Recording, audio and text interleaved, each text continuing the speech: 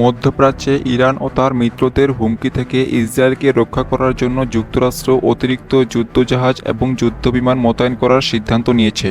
পেন্টাগনের মতে, হামাস নেতা ইসমাইল হানিয়েহ এবং লেবাননের সশস্ত্র গোষ্ঠী হিজবুল্লাহর একটি গুরুত্বপূর্ণ কমান্ডোকে হত্যা করার পর থেকে এ অঞ্চলে উত্তেজনা তীব্র হয়েছে। হামাস নেতা ইসমাইল হানিয়েহ গত বুধবার তেহরানে নিহত হন।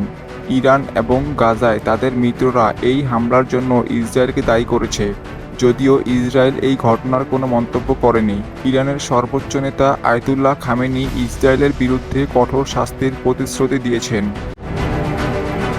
পেন্টাগন আরও জানায়, ইসরায়েলের প্রতিরক্ষা নিশ্চিত করতে এবং বিভিন্ন পরিস্থিতির মোকাবেলায় যুক্তরাষ্ট্র প্রস্তুত থাকবে। এজন্য অতিরিক্ত ব্যালিস্টিক ক্ষেপণাস্ত্র প্রতিরক্ষা সক্ষম ক্রুজার এবং ডেস্ট্রয়ার মোতায়েন করা হবে। ইসমাইল হানিয়েহ ছিলেন হামাসের অন্যতম প্রধান নেতা এবং গাজা যুদ্ধের যুদ্ধবিরতির প্রচেষ্টার মূল চরিত্র। তার মৃত্যুর কয়েক ঘন্টা পরই ইসরায়েল ঘোষণা করে যে তারা লেবাননের ইরানের মিত্র হিজবুল্লাহর শীর্ষ সামরিক কমান্ডর ফুয়াদকে হত্যা করেছে।